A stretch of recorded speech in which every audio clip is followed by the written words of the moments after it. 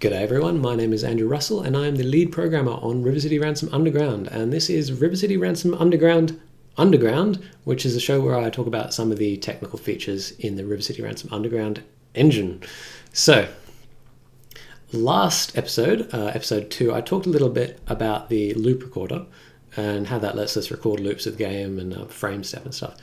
And what I want to show off today is something that is really easy to show off when I can record loops and step through them, because it's a sort of a fiddly frame by frame thing that adds a lot to the gameplay feel, and so it's easy to show what's happening under the hood if I can step through it. So to start with, here we have Glenn, and I can walk him back and forth, and I can jump. So let's just record a quick loop here of him jumping. So there we go, and let's play that back, and you can see I've got the input overlay on, and so you can see I hit jump and he jumps. Now I'm going to turn on another developer overlay, and I'll just pause real quick. So you can see that each character, each actor in the game is running on a finite state machine. So you can see that in this case Glenn and Alex and the tire are all idle. Now if I step forward until he jumps, you can see that the state changes to jumping, and the jump animation has started playing. So I'll step him all the way up to the top of his jump, and then once he reaches the apex, he will switch into jump falling. So it's a different state, and he starts playing a different animation. And then he keeps playing that until he lands, and he will switch state to the landing state again until he finishes that, and then he's back to idle.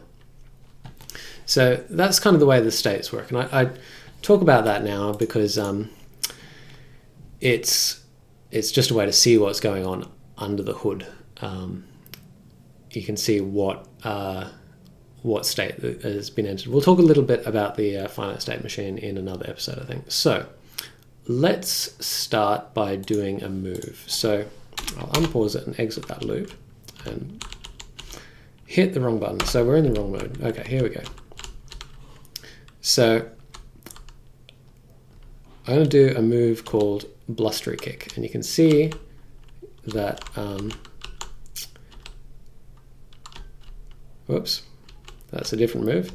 But you can see, oh yeah, I added a feature that stops them going off the edges a little while ago. So yeah, as you can see, if I do it all the way back here, or walk him into the wall, if I do it back here, I'll go forward a bit, but if I do it here, it'll stop at the edge, so it doesn't end up doing a move into midair, which wouldn't be a problem for this move, but there's some other moves we don't actually want them to run off the edge. Anyway, point is, he's got a move called Blustery Kick. He's also got a move called Blustery Kick EX, which is on, which is an input combination. You can see I'm hitting next and I'm hitting kick here. So I'm walking back a bit, and next and kick. This is Blustery Kick EX, whereas if I hit just next, he does Blustery Kick. Next at the moment is our special move button. If you're wondering why there's a move on a button called next, it's just where all the specials happen to live at the time for the time being. Anyway, so let me record a loop of that. So I'll hit record, and I'll do just a Blustery Kick, and then I'll do a Blustery Kick EX. Okay, so I'll replay that, and so you can see the Blustery Kick, and then the state is here, and he falls down, and then we wait for the next input to come through, and going through, let's fast forward a bit. There we go. And you saw skipped past it, but you saw the next and the kick button come up, and he's doing Blustery Kick EX, and you can step through that. So the feature that I want to talk about here is what I've called move replacement. And so let's exit out of that loop. So I'll try and show it off in real time. So if I hit kick, he does a kick. If I hit next, he does Blustery Kick. If I hit them both at the same time, he does Blustery Kick EX. So let me, now, okay, so The issue here is if I were to hit kick and then hit that, he does a kick. If I hit next, so you can see this in the display, I'm not hitting them at the same time. There's a delay. You can probably hear my keyboard sound, and it works the same the other way. If I hit next and then hit kick, he just does the regular blustery kick because I'm not hitting them simultaneously.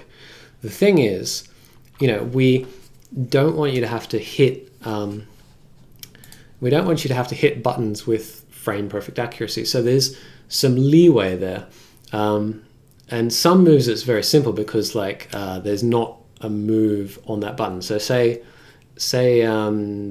blustery kick didn't exist, but blustery kick EX did. You could just hit next, and then in fact, let's draw a diagram. That's the diagram from the last episode.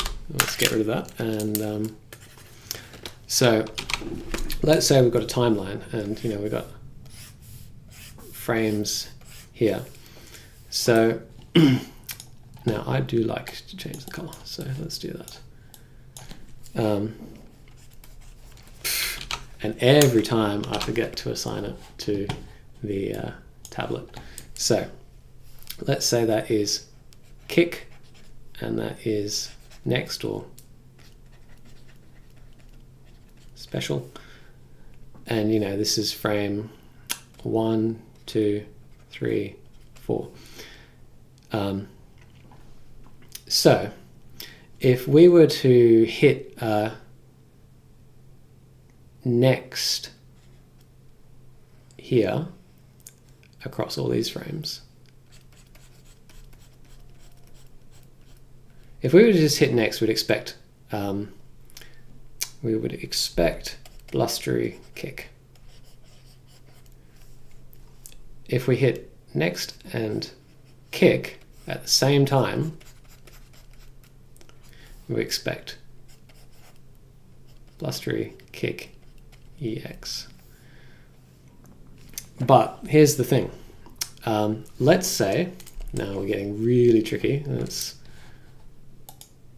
see if we can do this, because this has got an eraser on it. Oh dear.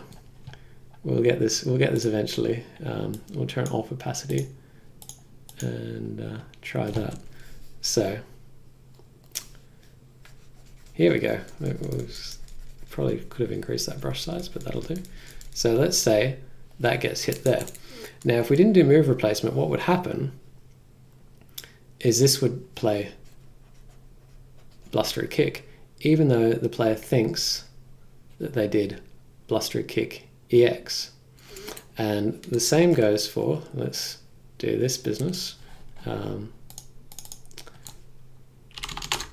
Whoa.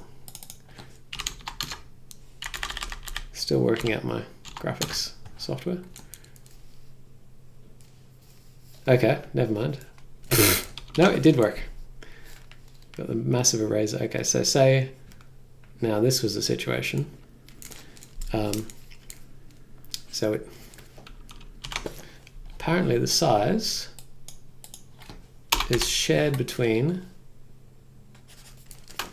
the different tools. That's no good. So yeah, say we hit next last, but we hit kick first. What we'd expect to happen here without move replacement is just plain old kick to happen. Now the point is that the player doesn't want this. The player can't really, this is 2 frames of difference in the timing. A human player, someone who's not a really skilled, say SGDQ was just on, so a speedrunner or something who can do frame accurate inputs, can't be expected to hit these at exactly the same time. So what we do is we store, when we get an input here, we store the state here. Let's change color. We keep a copy of everything that comes into the movement system that is used for selecting out of these moves. And then if a new button press comes in within some number of frames. I think it's like 4 or 5. If another input comes in, we just take these both together. So that's that's the same thing. That's a kick and a next.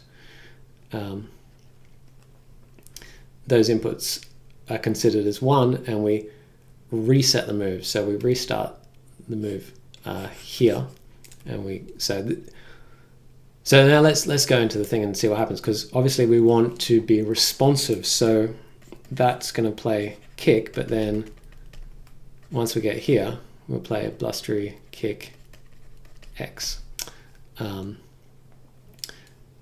So we just swap it out. So let's watch that in action.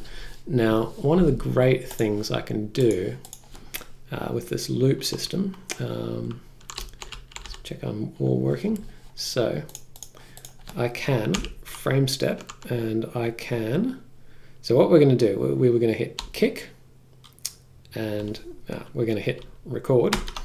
So we're going to hit kick, step forward a couple of frames, we're going to hit kick, and that starts. Front kick, we've just done a couple of frames of front kick. Now I'm going to add the next key. So I'm adding that in, and I'm going to record another couple of frames. And you see that the state switches over to blustery kick EX. I'm going to record a few kicks of that, a few frames of that.